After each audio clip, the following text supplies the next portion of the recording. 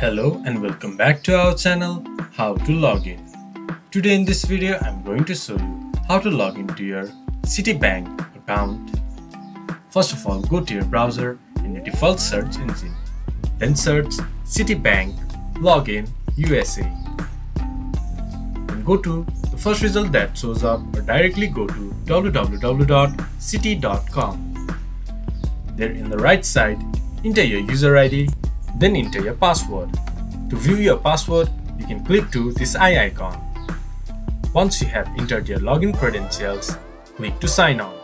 Then you should be able to access your Citibank account. To make login easier for next time, click to remember user ID.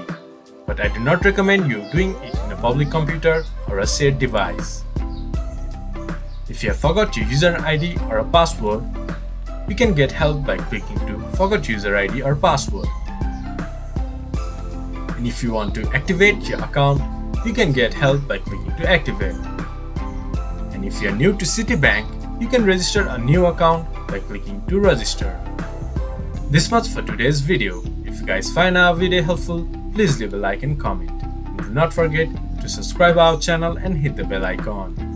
I'll see you guys again in our next video. Thank you for watching.